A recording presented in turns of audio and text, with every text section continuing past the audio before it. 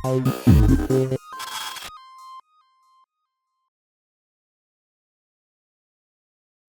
everybody, welcome to the Uptakes podcast. And today we'll be The talking about the three games that we had in the last 7 days. So nawala tayo ng medyo ng matagal, naging busy tayo, but the team has also been equally busy. We won two out of the three games, and the last match that would have swept the second round, di natin kinaya, at natalo pa rin tayo against our gauntlet. um, new rivals, the LaSalle Green Archers. It was indeed the gauntlet, no? So we'll be talking about that. But first, let's go ahead and recognize our very new sponsor, Jamo.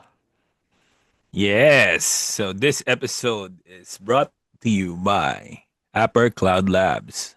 Founded by a family of proud scholars ng bayan, Upper Cloud Labs isn't just about cheering for the UP Fighting Maroons. They are champions of Philippine tech innovation. Whether you are a startup, small business, or a top corporation, Apper helps you win by accelerating your move to the cloud and adopting the latest in AI. As experts in Amazon Web Services and Google Cloud Platform, they are the teammates you need to fast track your digital transformation. From the court to the cloud, support excellence. Visit apper.cloud to learn more.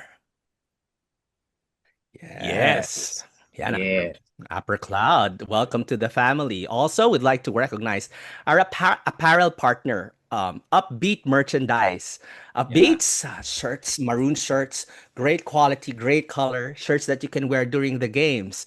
You can buy their Stickers. merchandise online. Yeah, stickers as well. You can buy their merchandise online in Lazada and also in Shopee, or visit there on their physical stores in UP Diliman, UP Los Bañas, and then also in UP Iloilo. So Go up, B. today we're going to be talking about three games that we went through. Like what Jamu mentioned, it was a gauntlet. 7 days and three games. It was between the Adamson Soaring Falcons, the Ateneo Blue Eagles, and then also the LaSalle Green Archers. Last Sunday, we beat the Adamson Soaring Falcons at 70 to 65. Last Wednesday, we defeated as well Ateneo at 79 to 75. And the last game of the second round, LaSalle was able to eke in a win against us yet again for the second time this season at 87 to 82. So it was indeed a grueling 7 day stretch, different type of strategy, different type of game plays. All three teams during the time that we played them was still up for a position on the final four. Yeah. So I'd like to get your thoughts about, I mean, those three games itself. We can jump in and out on several of those games. How did the team play and how did the opponents played against us? Okay, so for this part, I'm gonna include yung ni-record namin last Monday after the game, after Sunday's game. So, ayun, naka-record kami, semi-complete. Hindi lang namin na-edit on time and na-i-release because we're busy. So, yeah, here you go. And yesterday, the UP Fighting Maroons took revenge on the Adamson Falcons for their first round defeat against them, 70 to 65. Now, UP was leading all throughout, but really the game was much closer than the score suggests. No? It was a 5-point win. It was almost an Adamson comeback in the fourth.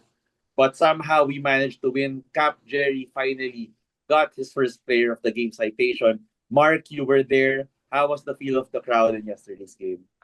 Quite exciting. I mean, coming out of a match between FEU and LaSalle, where FEU defeated LaSalle and an upset was a very, very close game. Mm-hmm. After that particular result, obviously, high expectations went into that match between UP and also Adamson. Will Adamson also spark an upset, or will UP go ahead and solidify even further their claim for Final Four and then also twice to beat? Given that with the LaSalle loss, with the win, we will be 3 wins away from our closest competition, which is LaSalle. So that particular game for us was quite exciting with a lot of expectation with everybody watching. As you guys mentioned, diba, we led a lot on the first quarter, 20 to 8. So we thought all of a sudden, okay, this might be smooth sailing. We might be ending really, really quickly here. But then Adamson made the adjustment. They proved indeed on why they are the second best defensive team in the league. They went ahead also and managed to close out a little bit on our offensive players. Our usual score production that came from Ray or Harold was not coming out. It was not their typical game night, and we needed to really find some more offense from our other players. Standouts, I think, from our end is specifically on how we defended the paint. A good job for Gani and then also Francis on that one. But ultimately, like what you guys said, Jerry, Abadiano, and ultimately at the tail end also Raylan Torres, providing that dagger three, and then proving obviously that we have really that depth. Diba? That just in case that we don't get that particular offensive output from our go-to guys from this particular season, we certainly have other players such as a Terence Forte, Jerry Abadiano, and then also a Raylan Torres. So kudos to them for having a very, very good night. And kudos to the UP Fighting Maroons for getting and securing that Final Four ticket. Yeah. Jambo, you were there. Galing Is nung there ano. anything that you noticed regarding the lineup of UP, or may special rotational adjustments ba that UP Iba yung made? rotation nila ngayon, no? Doon dati, pinagsasabay ni Coach Gold si Harold and Ray Remogat. No, ngayon parang it's switch up. Ang kasabay ngayon ni Harold is si Terence. Tapos si Jerry ang kasabay niya si Ray. Which is very, very interesting yung ikaw Miles, anong tingin mo dun sa ganong Well, it was setup? very interesting, no? Maganda na notice mo yan. And it's probably because yung Adamson likes its attack to originate from its high-scoring guards, no, in the perimeter. They have Erolon, they Mm-hmm. have Ray Allen Torres, both exploded from the outside yesterday. Nakalimang tres si Erolon and then nakatatlo si Ray Allen Torres. And they were Yeah. scoring well even in the fourth quarter, no? So we really needed to adjust defensively and bring out our defensive guns. And thankfully, sina Rayland at si Jerry specifically, they responded. And not just on defense, but also on offense. Rayland Torres showed yung off-season work niya, no? Yung fruits ng off-season work niya. He showed that added back, especially with that fadeaway jumper, yung pangalawang jumper niya in the fourth quarter to more or less give us the Oo. cushion needed to put away Adamson for good. Yeah. Mm-hmm. Yung And 5-point de- run niya, no? Personal yeah. 5-point run. And Dennis, you were Yeah. in the interview room, diba, after the game. Yes. So what did Yes. Rayland and the Coach Gold say about the game? Actually, ang maganda kasi doon, Raylan was really happy to be in the press room. Kasi parang first time niya na napaupo siya as one of the outstanding players for the game. Kasama kasi ang player of the game natin dito si Jerry. Right. Pero ang nabanggit kasi ni Raylan dito, he was happy na nakita yung kanyang addition or yung kanyang contribution doon sa pagkuha ng points natin. Pero binabanggit din kasi ni Coach Gold na lahat naman yan ay merong parts doon sa pagkuha ng ating every victory. Tapos si Raylan, it was time niya and nakita natin na tuloy-tuloy pa rin yung kanilang pag-grow. And sasabi nga ni Coach Gold na every game merong miss, meron diyang panalo and dapat lang aralin both sides kung saan sila malakas at saan sila mahina, lalo at malapit na tayo sa Final Four and yung championship natin. Kaya everyday daw, kailangan nila tingnan saan kami malakas, saan kami mahina. Yes, And dito may si Ray, Torres maganda na kasi tumapos sa Adamson versus UP. When you were there in the press room, I think we saw Gani Stevens limping out of the game, no, in the fourth quarter. Is there any word? Okay lang ba siya? Or is there anything na we should watch out for heading into our next few games? Kasi mukha namang walang major injury sa kanya kasi nung lumabas kami, when we met si Mami ni Gani, parang nahihila siya na laksa. Parang cramps lang yata yung nangyari sa panya. And I think walang major kasi he's walking fine nung pagpunta. And Shoutout hopefully, Tita Mami ni Gani. wala talagang major and mag-work yung kanyang mama's love paglabas nung sa game. We definitely need Gani, no? We have a gauntlet. So this is a 7-day stretch, no? Between Adamson, and then Wednesday we have Ateneo, and then LaSalle on Saturday. So you really need everybody to be, in their 100% in these last two games. Yeah, What it were was a very intense match. So basically, alam mo, we had a very good game plan coming to that particular match. Clearly, we prepared even bit more. Ayaw natin maulit yung pagkatalo natin sa first round. But then, they were Mhm. also scoring very, very aggressively, second quarter onwards. Actually, binabantayan ko yung game clock during the time. Just making sure na, okay, may oras pa pala sila humabol. And up until the very Ah, end, they were trying their best, obviously, to score from the perimeter. One of the best outside shooters meron din ng Adamson, no, Soaring Falcons, proving themselves, obviously, indeed, as very good Kakabahan ka pa rin, competition, no? especially for this year. I think ito Yeah, yung game yeah, na ang laki ng lamang nila na first quarter. Tapos yung last yeah. three quarters, nagdikit-dikit ng score nila. Kaya parang during the press, Yeah. parang laging tinatanong doon is yung malaking factor dyan, yung maganda ang performance nila during the first quarter. So parang kahit na Mm. medyo nagkakadikit-kita na sa last three quarters, naging parang binangko yung points natin nung first Yeah. quarter. Yeah. The first It quarter, we was were the up defense. 20-8. Yeah. And then Mm-mm. they outscored us in the second and the third quarter. And Quarter. then, Yeah. well, actually, they outscored us in Pass through the last next three three quarters. quarters. Yeah. Yeah. So, We yeah. just needed to Yeah. hold them down and makip natin lead. And that's where our defense really, alam mo yun, was crucial and critical kasi obviously kung hindi man tayo makascore, at least hindi rin natin sila papayagan mag-score, no? And that was a totally different story naman when we faced the Ateneo Blue Eagles. The Ateneo Mhm. Blue Eagles also had a very good game plan against us. And we are the ones who were catching up. So iba naman ang Yeah. mindset natin specifically for this particular game.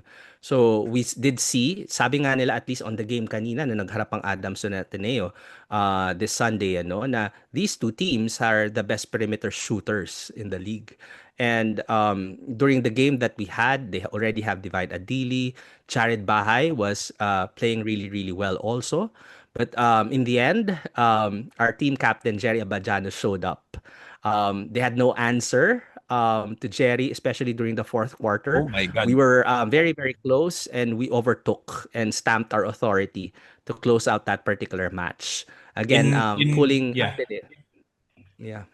Yeah, in our Sulit- previous episodes, no, it was the Harold Alarcon show, and this time it's the Scary Jerry show. Mm-mm. During the press con, maganda yung sinasabi ni Jerry dito na sinasabi niya kahit na ang laki ng challenge during the first half ng game, dire-diretso lang sila kasi sabi nila, kailangan lang ang mindset na they have to keep playing and keep on pounding. So ang ganda ng term na inaano niya doon.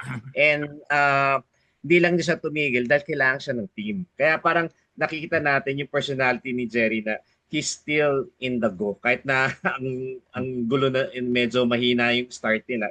Inamin din niya ni Coach Gold nung first half na malabo sila. Tapos nag-bounce sila. Kaya parang sinabi ni Coach Gold na biglang kahit yung lack sila, they lack energy during the first half. Sa second half, dun biglang nagsanib lahat ng energy daw nila. Ang term nga niya, the whole term energy. So parang sabi niya, kailangan maging consistent pa rin sa ganun na in whole term energy ang term na pinagsasanib nila.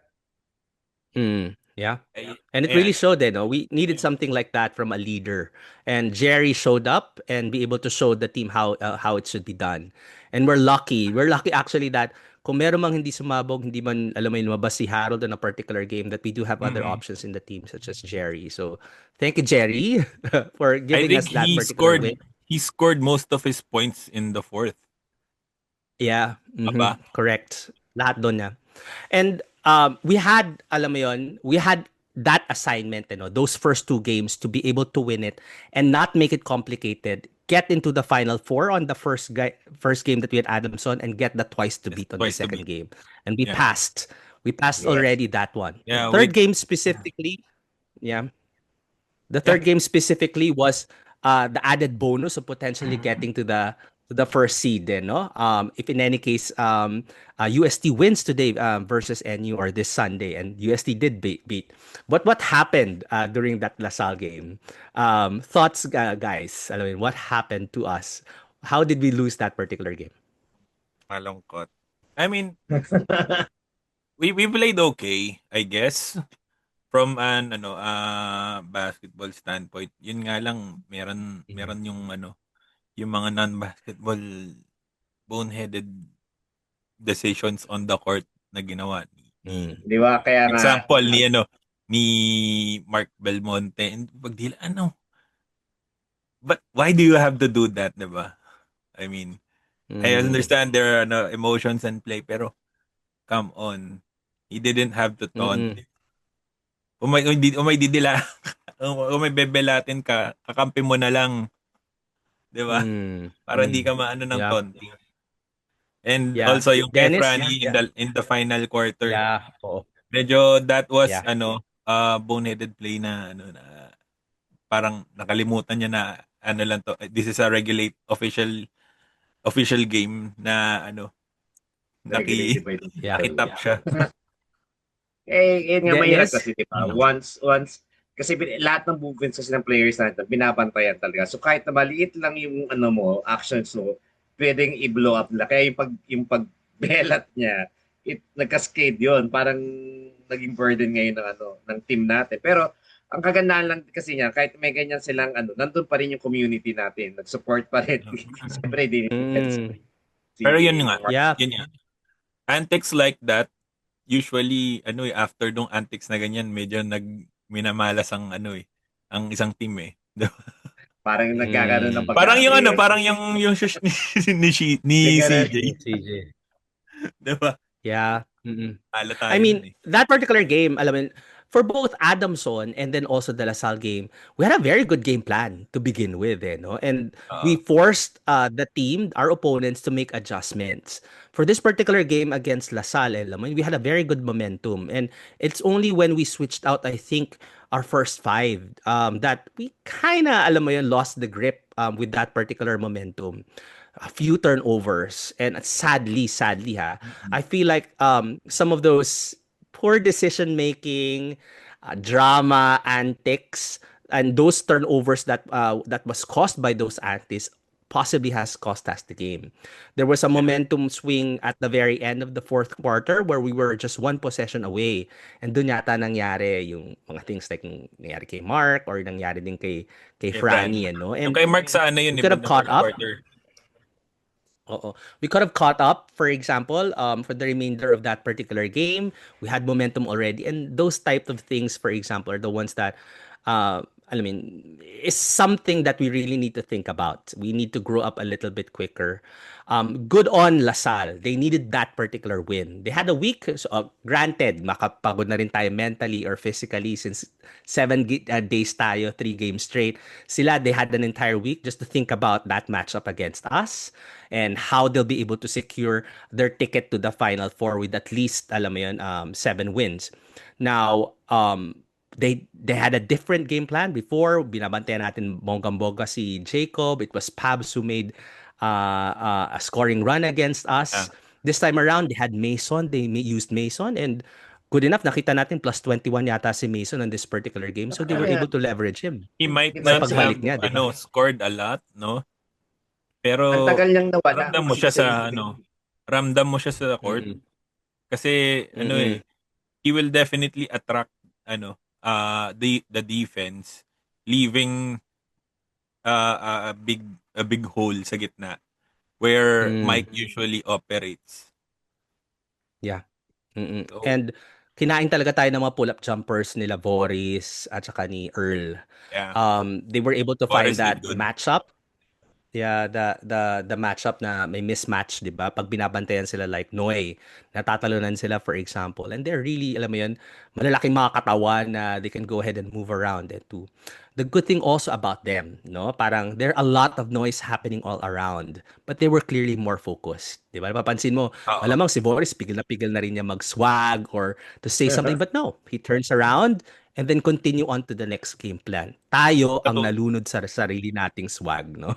Tayo natuto yung na si nalunod sa Boris eh. sarili nating ano. Oo, si Voris, I mean, syempre, yan, like what you guys mentioned also, Ah, malamang kasi nasuspend na rin siya. He knows now what to do. And with that oo. clear focus in mind, I mean, they were able to execute, diba? Really, really well. And what happens in the end of the day, now they have 2 wins against us with some confidence coming into the remainder of their games.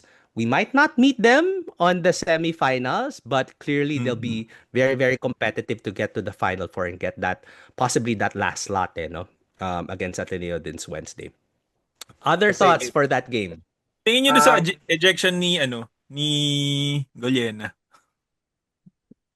I think it was parang from my nung from my perspective dun sa court. Mm, Parang naman hindi naman siya yeah, inano ganun. Parang marginal contact lang siya. yeah. I don't know, parang nawawala na ba ang viewership ang UAAP? Parang gusto I don't talaga know, nila man. inject na ng drama.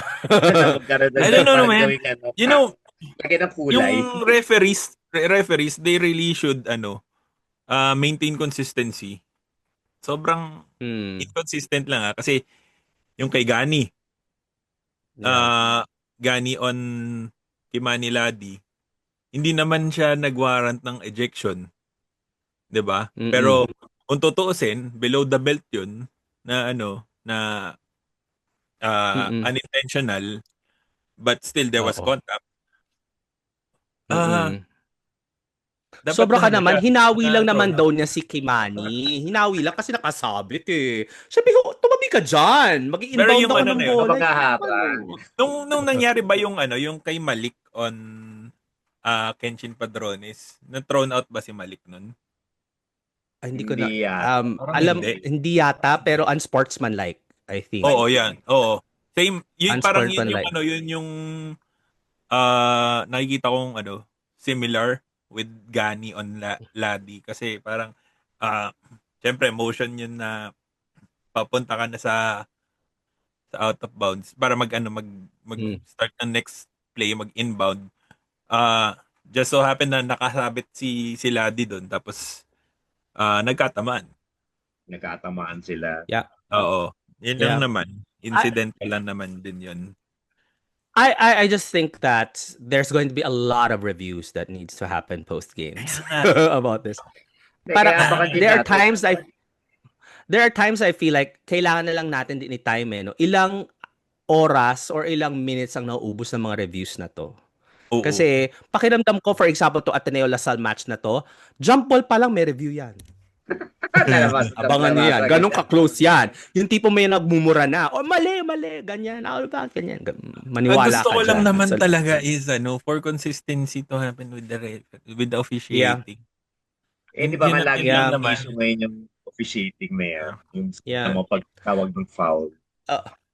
I have a feeling also that with the manner that our team also plays, kasi we really are, alam mo, in your face when it comes to defense. And we are known to be like that also. Oo. We tend to attract a lot of these particular fouls. Let's be honest, di ba? Pero nga, ang difficulty is that sometimes the game moves really, really quick and really, really fast.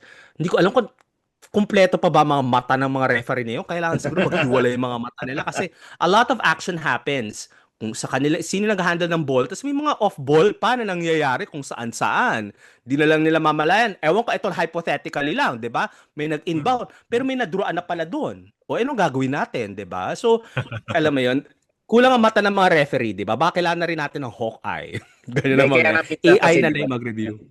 Nagugulat na lang na nakatingin ka sa bola, bigla lang may foul pala sa gilid mo. Kaya yung mga tao, Oo. ano nangyari? Ang daming actually ang daming mga shots na hindi na count just because merong foul off the ball out Yeah. somewhere Mm-mm. else. And sayang. Sayang, it breaks the momentum for Who knows, whatever di ba? team. Diba? May theory nga sila dun eh. Baka yun naman talaga ang game plan ng UP, i-foul lang ng i-foul kasi hindi naman doon nakakapag free throw yung mga kalaban natin. Well, sadly, ang ganda ng free throw ni Mike Phillips this game, So, Yeah, it malamang was if that was the 60%. game plan, if that was the game plan, it didn't work. clearly. So, in the end of the day, alam mo yun, good job on Lasal. Alam mo yun, they're proving to be Yeah. still possibly the deepest team despite missing out on the services of some of their players that got injured or maybe even suspended or sick in the last few games. They're still in here. Alam mo yun, battling still for the Final Four, no?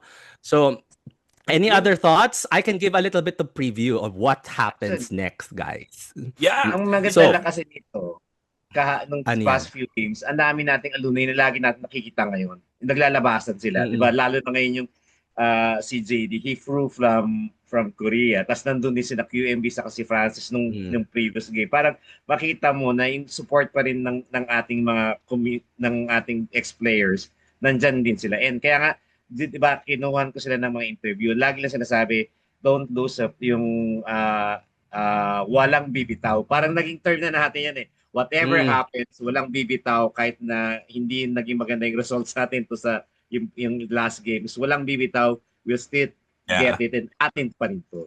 Si JD Yeah. pati si Richie walang talo kahapon.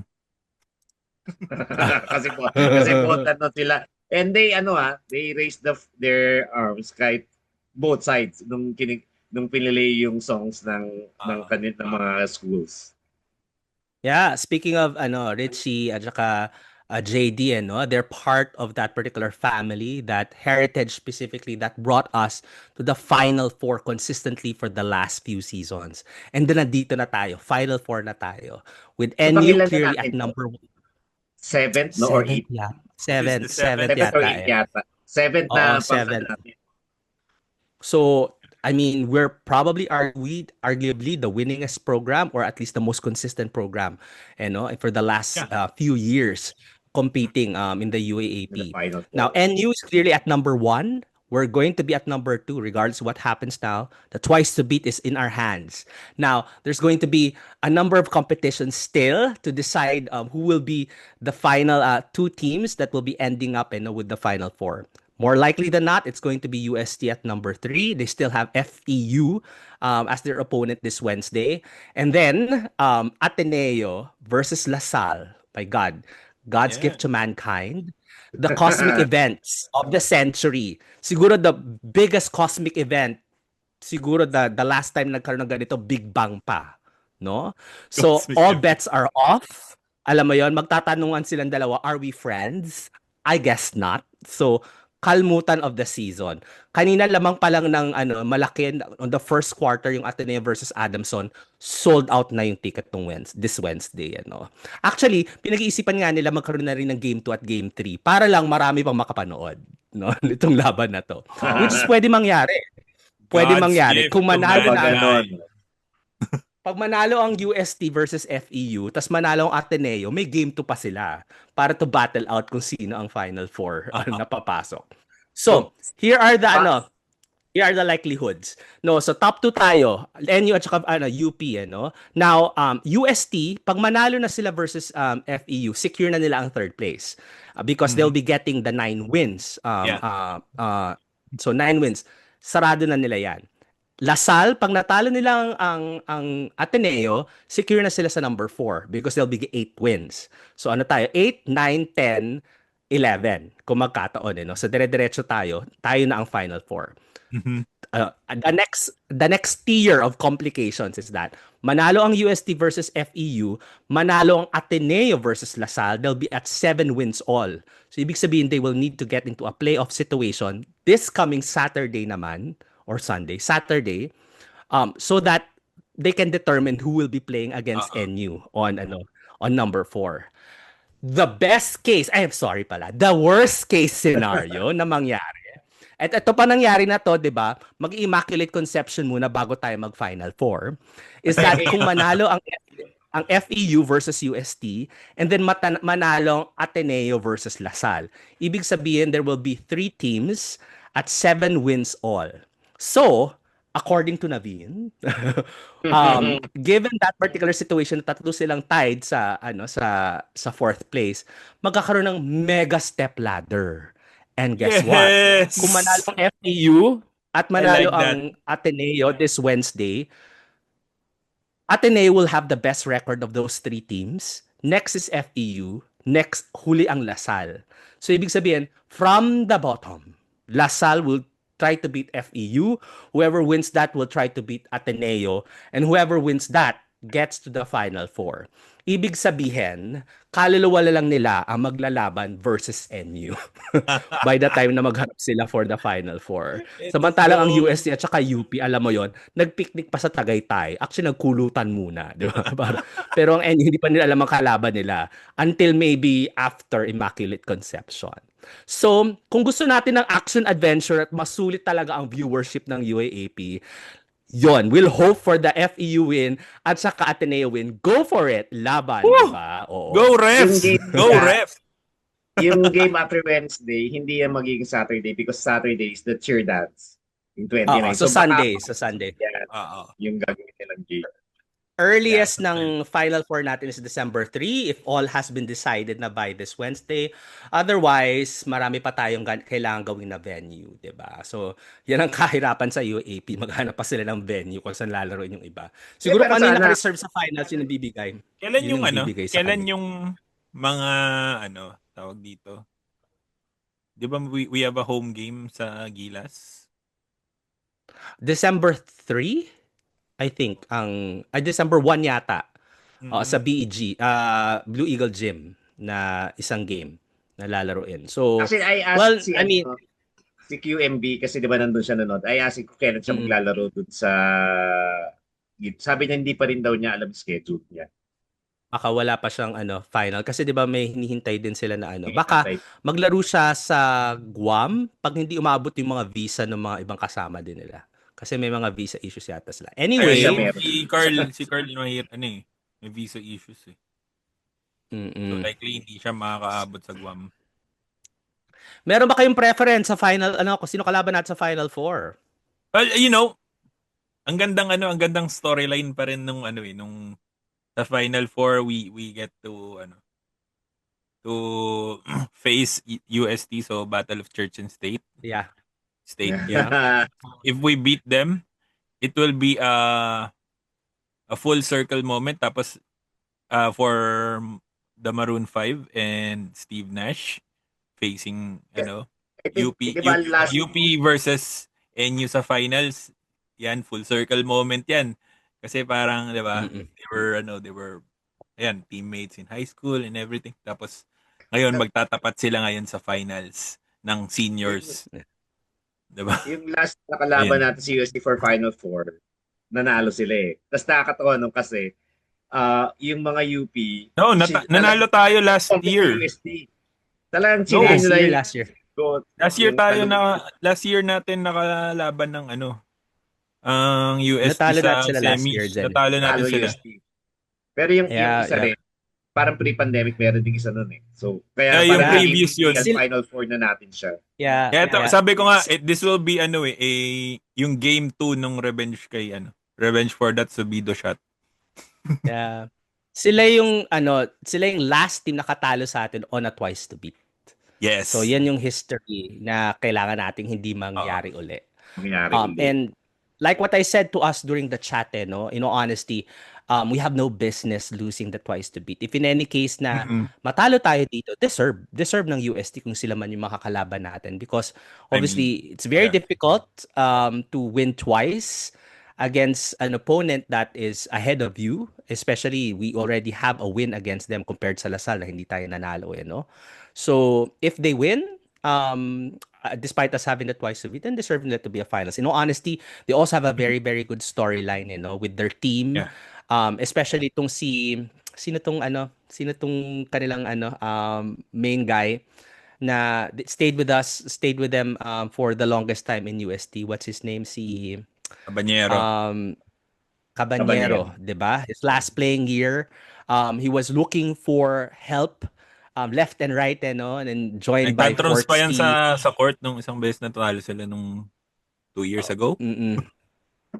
So joined by, alam mo yun, their fresh new recruits, they're homegrown as well. This is their best chance to get into a championship game and be able to bring home the championship also. So it's a very good storyline also even for them. So monumental if they get to win against us and get to the finals also. Ilang years din na-rock ng controversy ang UST di ba? Kaya parang may years na talagang sila nasa bottom area din ng UAP. Kaya parang at least kayo nakaka-recover din sila sa kanilang performance. Yeah. Pero Sort of anyway, revenge din against yeah. us, kumbaga. Anyway, the main difference between the season 82 team and this team, including the team last year, is the season 82 team didn't have championship experience. Yeah. Now etong team natin ngayon under Coach Gold, may championship. We have the wealth of experience, and we're going up against a very very tough UST team with Yeah. Collins Akowe. Now, do they have what it takes to get to the finals? That's still to be determined. The next laban nila. Yeah, I mean, Yeah. regardless, it will be a very very exciting matchup Yeah. for the Final And it's the Four. same question also for the NU Bulldogs, no? Parang Oo. they've always been the alam mo yun, bridesmaid and never the bride, getting to the finals. Now that they're here, alam mo yun, do they have the mental toughness to be able to, alam mo yun, win over? Last championship ng NU? Medyo matagal 2014 na. Medyo matagal na. ata. 2014. So During that's more Coach than 10 T. years ago. Yeah. That's more than 10 years. Anyway, we have a few minutes left. Alam mo yan, we would like to make a few shout outs. We'd like to shout out obviously the coach and the coaching staff of our women's basketball team playing their last game over the weekend. Thank you Coach for the Paul. years. Thank you. Yeah, Coach Paul. Thank Thank you for the you. years that you've been help up our women's basketball team. Alam mo yan, we went 7 into the years. Final Four. Tagal Yeah, din we nila. become very competitive, and we had a lot of fans brought in from the community in winning exciting games also during the UAAP season. So good luck to Coach Paul and to the coaching staff, whatever the endeavors that you'll be pursuing to the future, and you will always Guangbi. be a fighting Thank you Maroon also. po. Salamat. And then Yeah. also, quick shout out as well to our Gilas UP Fighting Maroon Boys, QMB, Carl, and the latest addition, Juan Gomez Del Llano. Quite excited to see Yes. 3 generations of Fighting Maroons that never played with each other during their stint in UP, but then seeing themselves all together playing in the under the flag, or wearing the blue and red. So congratulations on making the pool, and good luck in your upcoming matches this December. So yan. And Dennis, kailan ang cheer dance? Sa Saturday, November 29th, bigyan nating support ang ating cheer dancing group, ang ating mga pep squad. Yes. We also have the UCAL finals happening this Monday against Olivares, di ba? Okay, so fast forward to the day. Our team A2, Fighting Maroons A2, has already won the championship for the PG Flex Linoleum Invitational Tournament, Quintana Cup 2025. Yes. They won against Olivares College, Paco Arena, to the score of 88-70. No, it's very very exciting to see these kids take up the challenge of representing next year in season 89, no? Si Elliot, I see a lot of Zave in him. With VJ Pre naman, I see a lot of Carl Tamayo in him. And then etong player of the game for the championship, si James Payosing, nakikita ko naman sa kanya yung grit ni Jerry Abadiano.